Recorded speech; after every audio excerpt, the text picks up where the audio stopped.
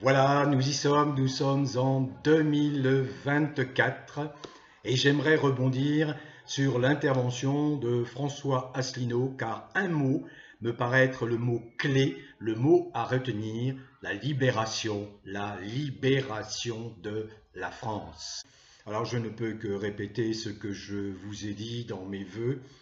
Nous subissons depuis 7 ans le règne d'un être absolument perturbé, un être qui n'est pas arrivé là par hasard, un être qui est un pantin de l'oligarchie, un pantin des forces financières, un pantin de ceux qui veulent continuer à s'accaparer le pouvoir au détriment des gens, au détriment de la grande partie de la population et du peuple. Voilà pourquoi nous subissons des souffrances, simplement parce que, en d'autres temps, j'ai un âge qui m'a fait connaître d'autres dirigeants, eh bien, ces dirigeants étaient animés d'un minimum de bienveillance. C'était au sortir de la Seconde Guerre mondiale, les morts, les mutilés, les souffrances étaient inscrites dans la mémoire collective de toute la population et il n'était pas question d'accepter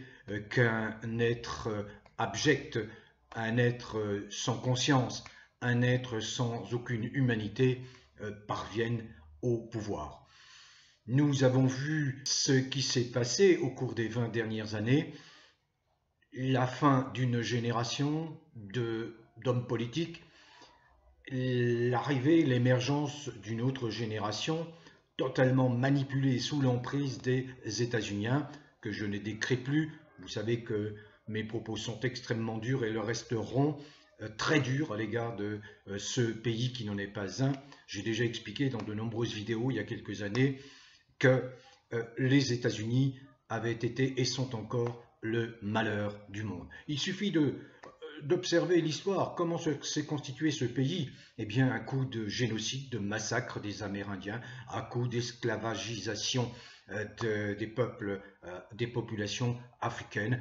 Et puis, quand un pays met en avant sa devise qui est le fric, l'argent, l'argent, la compétition, la compétition, la compétition, eh bien, ça ne peut aboutir que à quoi? À la destruction d'êtres humains qui n'ont pas la chance d'être nés avec suffisamment d'énergie, mais cela, bien, on les élimine. Vous savez, c'est l'eugénisme, c'est l'eugénisme, l'idéologie sur laquelle reposait le nazisme. Il faut appeler un chat un chat. Alors, j'écoutais hier les vœux de François Asselineau que je connais depuis un certain temps, connais pas personnellement, mais que je suis depuis pas mal d'années, et qui est marginalisé parce que il a un grand défaut, Asselineau, c'est que il a des analyses justes. Voilà, il a des analyses justes. C'est un homme politique, il faut dire les mots, totalement atypique sur la scène française, sur la scène politique française, vraiment atypique. Et ce qui le rend intéressant, c'est quand même qu'il est un héritier du gaullisme.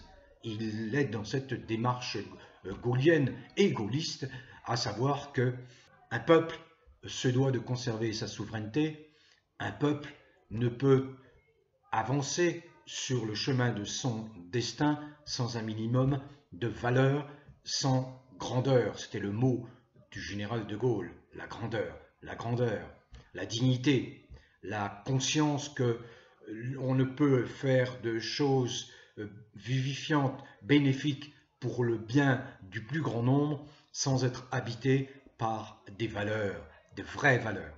Alors bon, vous voyez bien ce qui se passe avec Macron depuis 7 ans, c'est l'inversion des valeurs, c'est l'inversion accusatoire. Si vous ne comprenez pas, je vous explique. Vous êtes quelqu'un qui défendait, par exemple, les enfants. Vous voyez, les enfants. Les enfants, vous savez qu'il ne faut pas les perturber. Ce sont des êtres fragiles qui arrivent au monde et qui ont besoin de repères, de bons repères. Je dis bien de bons repères. Ne voilà-t-il pas que, sous la pression d'un mouvement totalement aberrant, reniant toutes les règles naturelles, eh bien, on raconte aux enfants des histoires qui ne sont pas des histoires que ces enfants-là sont aptes à même d'entendre.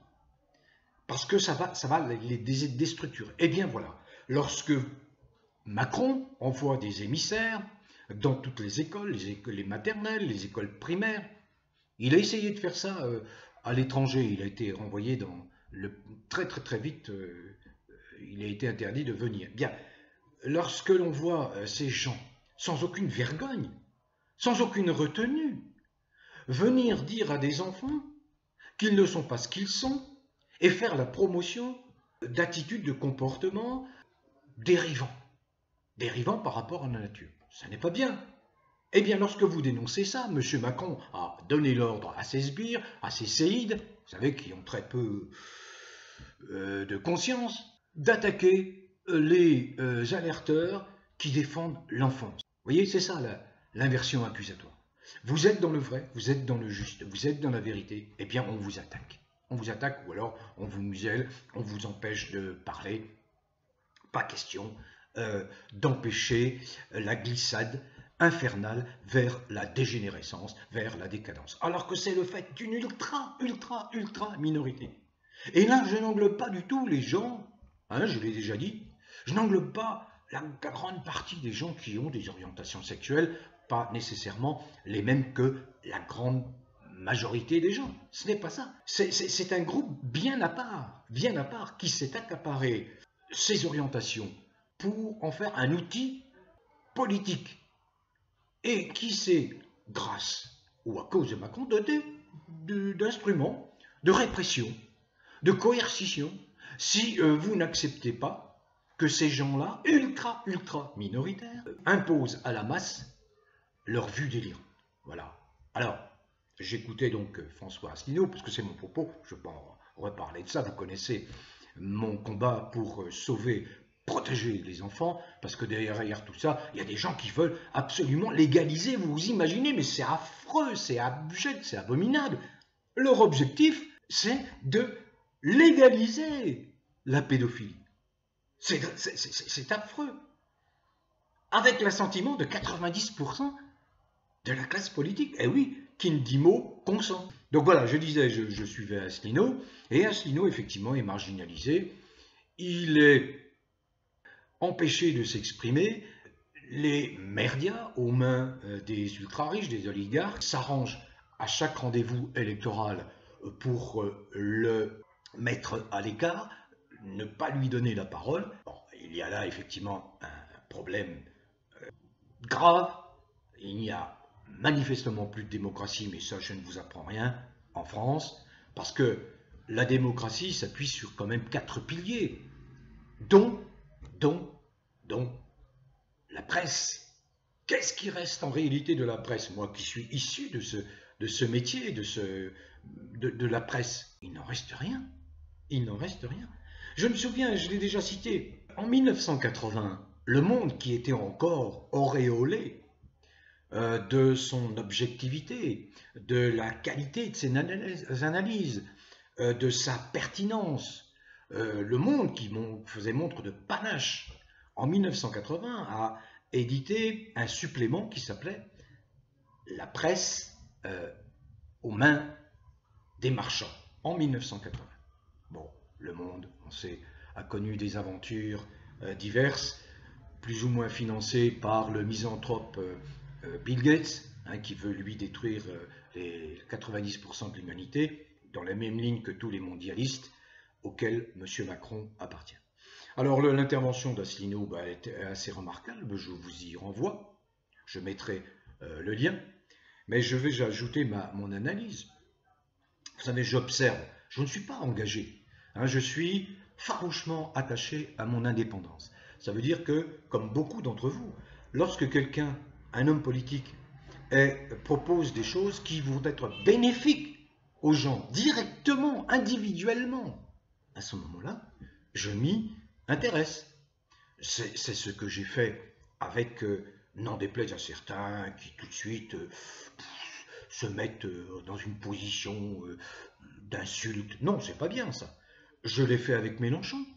Parce que dans l'équipe de Mélenchon, il y a des gens qui sont de vrais humanistes qui veulent faire progresser les conditions de vie de nous, des plus modestes en particulier, mais qui ne rejettent pas pour autant le fait qu'il faut un vivre ensemble qui tient compte de toutes les strates de la société. Eh bien, voilà ma position. Je me suis intéressé à Asselineau parce que j'ai quand même au fond de moi cette forme d'attachement au gaullisme.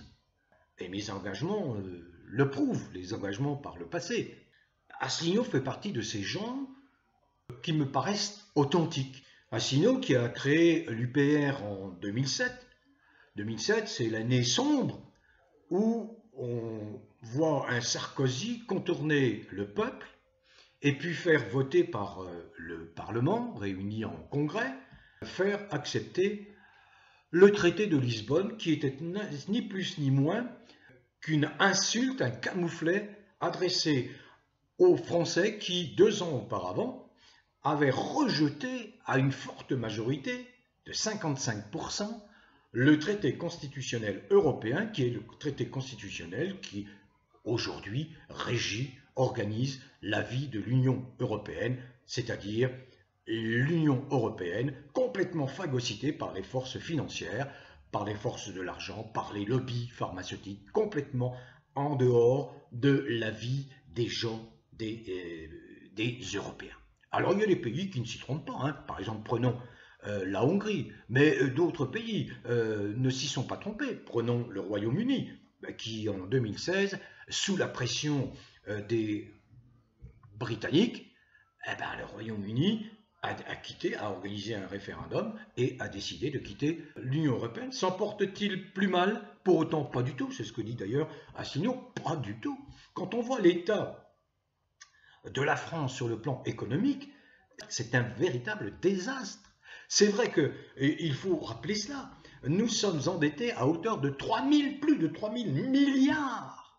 Le PIB, la richesse que nous produisons, est en chute libre. Les entreprises qui font faillite sont légion. Bref, on voit bien, Macron est là pour détruire la France. Il a mis son industrie en coupe réglée, je ne reviens pas, hein, Alstom et d'autres, etc. Tout ça pourquoi? Parce qu'il est aux ordres des États-Unis. Donc je ne veux pas faire à nouveau le portrait des États-Unis qui ont été porter la guerre partout, un peu partout, aux 4 coins du monde, faisant des morts, des centaines de milliers, des millions de morts. Je pense au Vietnam, je pense au Chili, je pense à l'Irak. Vous voyez, partout.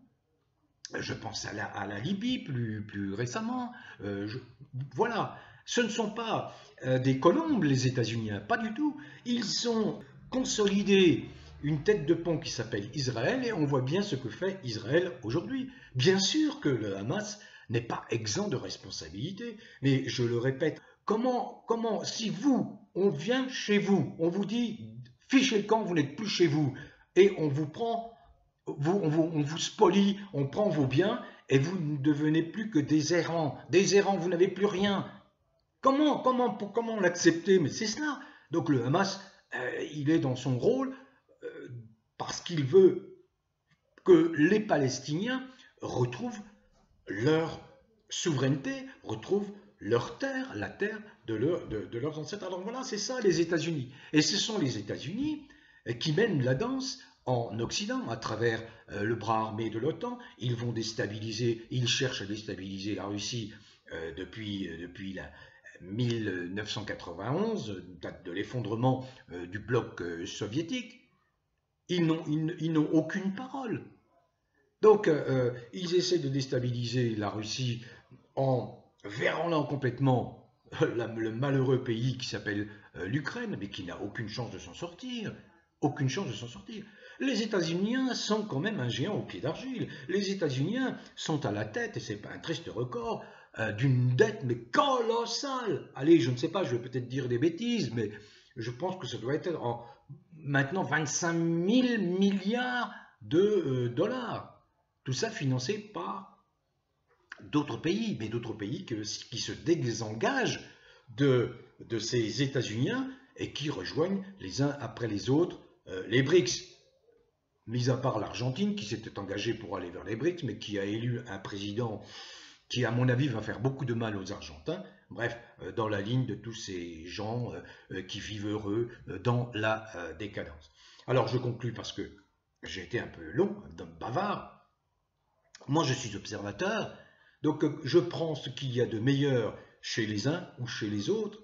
Lorsque c'est Asselineau qui s'exprime, ben, je reconnais volontiers que je suis en accord avec pratiquement 80-90% de ce qu'il propose. Il y a une chose avec laquelle je suis absolument d'accord.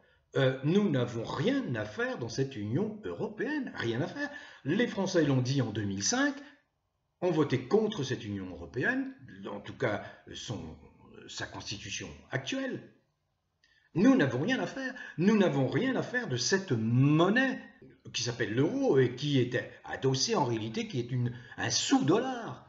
Nous n'avons rien à faire avec cela. Nous n'avons rien à faire avec le bras armé qui s'appelle l'OTAN, qui n'a plus de justification. Autant il pouvait avoir une justification lorsqu'il y avait ces deux blocs, d'un côté l'Union soviétique, de l'autre côté les Occidentaux. Aujourd'hui, il n'a aucune justification, sauf être le bras armé des États-Unis, des Occidentaux, pour contraindre les pays qui ne veulent pas marcher droit entre guillemets. Donc, bien évidemment, il faut absolument le Frexit. Il faut pas mégoter dans ces cas-là. Il n'y a pas de négociation possible, il n'y a pas de compromission possible. Vous avez des gens qui dirigent l'Europe au sein d'une commission européenne qui n'est absolument pas élue, qui ne bénéficie d'aucune légitimité. Madame von der Leyen, que qu'on présentait comme une personne d'ailleurs à l'intellect limité. On a hérité de cette personne-là. Je suis d'accord avec Asselineau. Dans 80 à 90%. Il faut que nous retrouvions notre souveraineté. Ça ne veut pas dire qu'il n'y a pas des accords, des conventions à passer en bonne entente avec les autres États européens. Bien sûr, que fait le Royaume-Uni? C'est ce qu'il fait.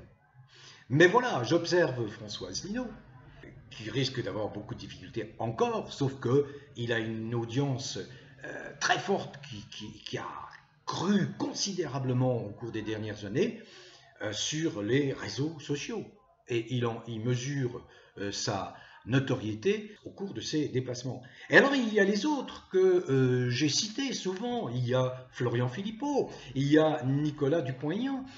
Également, ces deux personnages politiques m'ont intéressé, bien que ayant quelques réserves, et pour l'un et pour l'autre, parce que et l'un et l'autre se sont un petit peu accoquinés, même beaucoup accoquinés, avec le Rassemblement national, qui en réalité pouvait être un mouvement tout à fait intéressant et respectable, sauf lorsqu'il parle d'immigration, parce que là ça me heurte totalement, mais pour le reste, sauf que on a bien constaté au cours de l'élection présidentielle de 2017 et celle de 2022, Madame Le Pen est rentrée dans le système. Elle est dans le système. Son successeur à la tête du Rassemblement national est parfaitement dans le système, dirigé par le système. Il s'est même proposé, Bardella, d'être le Premier ministre de Macron. Donc il n'y a plus aucun intérêt. Lorsque ces gens-là appellent par exemple à l'union des droites sous la pression d'un Zemmour, qui est un électron libre, ancien polémiste, qui aime surtout à montrer qu'il est expert, orfèvre dans la controverse, dans la didactique, enfin bref, pour tout ça, ça n'intéresse pas les Français, ça n'intéresse pas. Je retiens moi de Zemmour, et je le retenais avant qu'il n'entre en scène dans la politique, que c'était un ostraciste, quelqu'un qui ne raisonne que par la mise à l'écart de ceux qui le dérangent. Donc ça ne m'intéresse pas. Donc ces gens-là, effectivement, ont des prises de position. Florian Philippot, par exemple, a pris des positions très intéressantes, et je l'ai suivi, et j'ai rapporté quelques-unes de ses initiatives. La même chose pour Dupont-Aignan. que j'ai bien apprécié dernièrement parce qu'il a remis vertement en place sur un plateau, je crois que c'était celui de France 5, ces journalopes, ces journaleux, ces représentants propagandistes honteux du pouvoir macronien. Et il a raison, il n'a pas été censuré, mais il a bien raison, parce que nous payons ces gens-là, l'audiovisuel public, nous les payons pour qu'ils nous tapent dessus, pour qu'ils nous tabassent. Non, ça n'est pas normal. La difficulté que nous avons, vous et moi, puisque vous partagez globalement ma façon de voir les choses, ma façon de penser, eh bien, c'est de faire un choix dans le personnel politique. Et le choix est limité. Et là, il y a des élections qui se présentent, qui sont les élections européennes en 2024, juin 2024. Moi qui suis un partisan, c'est une différence avec Asselineau, la plupart du temps, un partisan de l'abstention. Je fais de temps en temps des exceptions à la règle. Et je m'interroge, après l'avoir entendu Asselineau, sur le fait de faire une exception à la règle en 2024 pour porter quelqu'un au Parlement européen, un groupe, même s'ils ne sont que 5, je vais prendre une expression plus triviale, qui tapera dur sur l'infamie que nous vivons. Voilà. Donc peut-être que j'appellerai les gens à voter. Je ne sais encore pour qui, mais de toute façon, j'ai bien entendu le discours d'Asselineau. Il me paraît intéressant. Dans le cadre de la bascule dont j'ai parlé dans ma dernière intervention. Voilà.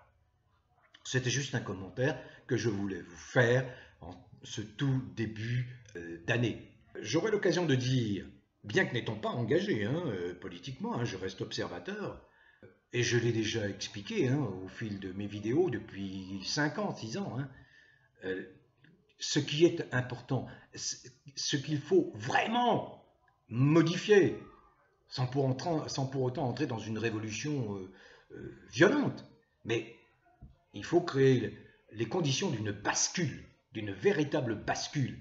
Et ensuite, voilà ce qu'on fait. La justice, par exemple, tout balayer la justice. Gratuité totale de la justice. Totale pour tout le monde. Inverser tout ça, tout ce système. La justice, c'est une honte en France. C'est proprement une honte. Son organisation, ses structures, tout ça.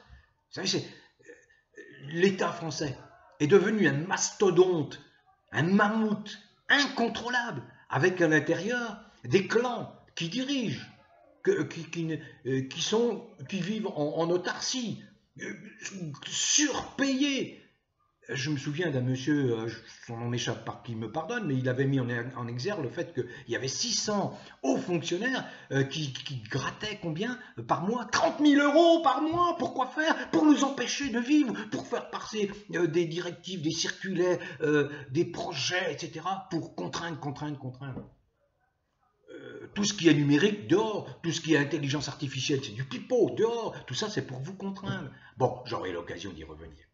Allez, je renouvelle mes vœux à tous, en tout cas à tous ceux qui ne les ont pas reçus ou entendus. Passez une très bonne journée. Bon vent à tous. Portez-vous bien et prenez soin de vous.